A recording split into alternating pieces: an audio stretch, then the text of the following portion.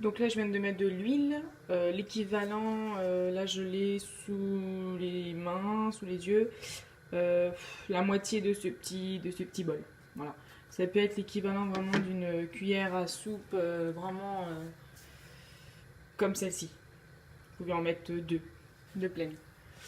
Alors, donc là, je vais mettre de l'huile qui a chauffé un petit peu. Et là, je vais commencer à mettre donc l'oignon. Je le fais revenir. Et dès qu'il aura une bonne couleur, là on pourra commencer à mettre donc là, une fois qu'on a obtenu cette couleur-là de l'oignon, on va commencer à ajouter donc la tomate et le piment vert.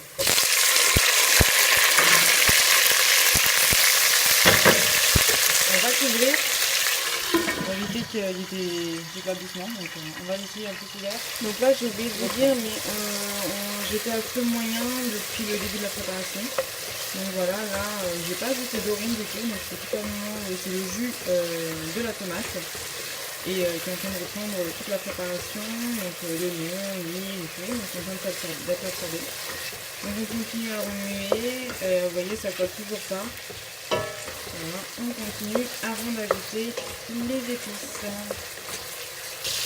Et donc là on va ajouter les épices.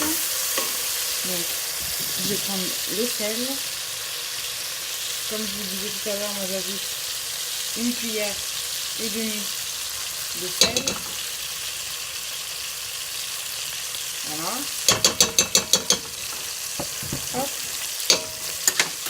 Donc pour le piment, là ce que je vais ajouter, c'est pareil, l'équivalent d'une cuillère et demie à café. Voilà, donc je continue de remuer pour pas que ça colle.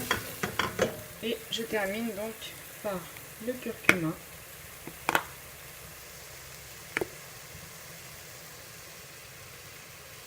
Là, c'est vraiment une cuillère à café très légère. Le curcuma, c'est très bon pour la santé, mais il a tendance à vraiment fâcher au niveau aussi des mains, ou même il a tendance à être beaucoup trop colorant aussi pour le repas. Mais c'est très bon pour la santé. Donc une cuillère à café, c'est vraiment très suffisant.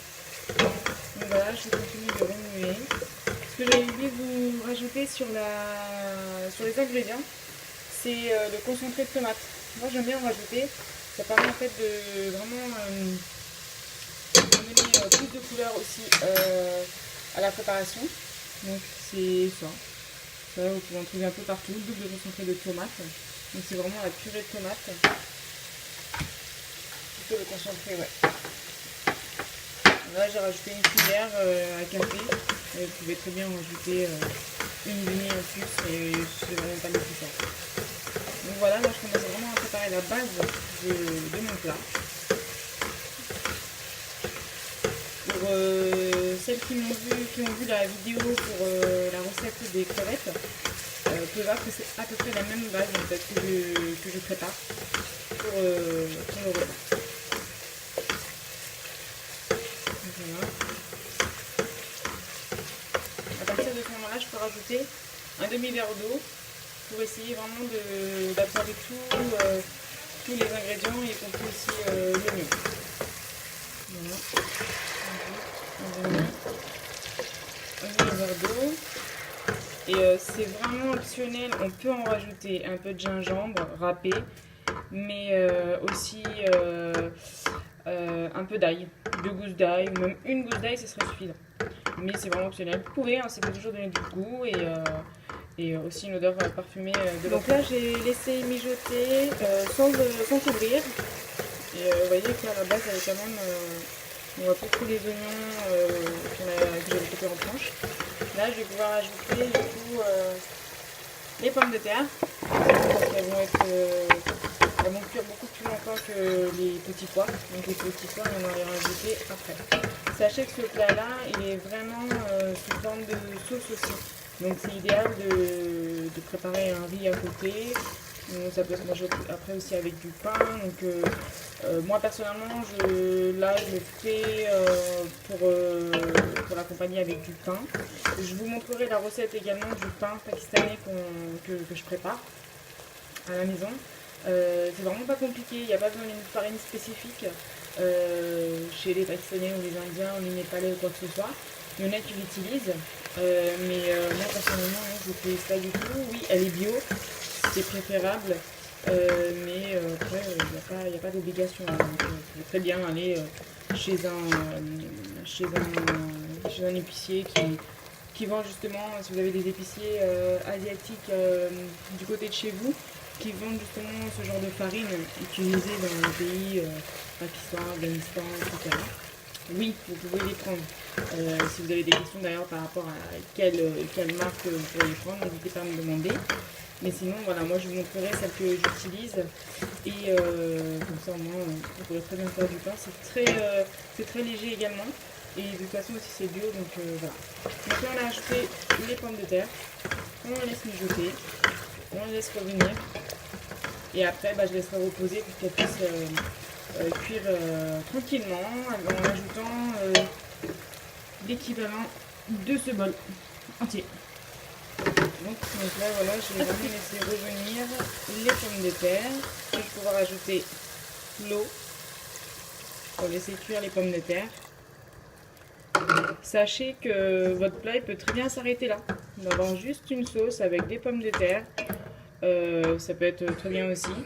Mais après, voilà, moi j'avais envie de rajouter des pommes de terre. Des petits pois. Mais il peut très bien s'arrêter juste après cette étape. Donc, une fois que vos pommes de terre seront cuites, vous pouvez très bien éteindre le feu et votre plat est prêt. Voilà, donc là on va laisser poser. On va laisser cuire pendant, allez, 10 minutes à feu moyen. Donc là, après avoir laissé pendant 10 minutes cuire les pommes de terre, je vais venir vérifier si elles sont cuites. De toute façon, je vais encore ajouter les petits pois et de toute façon, le temps de cuisson qui restera, elles seront cuites quoi. Je vérifie comme ça, moi. Voilà. Donc là, elles sont cuites. Je vais ajouter donc les petits pois.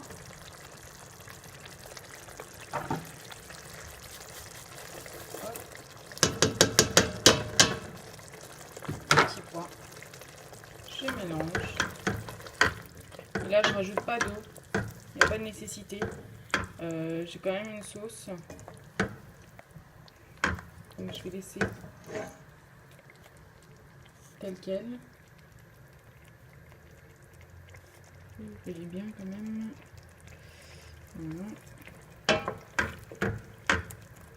Je vais laisser telle quelle et je vais laisser mijoter pendant, allez, 5 minutes de plus pour vraiment que les petits pois puissent prendre aussi les épices qu'on a ajoutées, l'oignon du coup qui s'est mélangé aux épices, à l'huile d'olive et tout ça, donc vraiment que laisser le temps aux petits pois de tout prendre. Donc voilà, je vais laisser poser. Par contre là ça va être à feu doux pendant 5 minutes de plus. Donc là, après les 5 minutes de cuisson, donc forcément les petits pois ils sont cuits et les pommes de terre étaient déjà cuites. De toute façon vous voyez que là, les pommes de terre ne s'effacent pas quand je remets. Ce que je vais faire c'est que je veux que ce soit un peu plus saucé. Donc du coup je vais rajouter que un tout petit peu d'eau. Vraiment la moitié de mon petit bol que j'avais là en plastique. Et voilà. Je vais laisser peut-être 2-3 minutes de plus revenir à feu doux. Et après j'éteindrai le feu. Vous pouvez toujours ajouter de la coriandre. À la fin là j'en ai pas moi à la maison. Vous pourrez toujours en rajouter un petit peu. Voilà, j'espère que cette vidéo vous aura plu. N'hésitez pas à me faire part de vos commentaires et de vos suggestions sur d'autres vidéos, d'autres recettes que vous aimeriez bien voir. Voilà, donc n'oubliez pas de liker, souscrire à ma chaîne et partager mes vidéos. Merci à vous.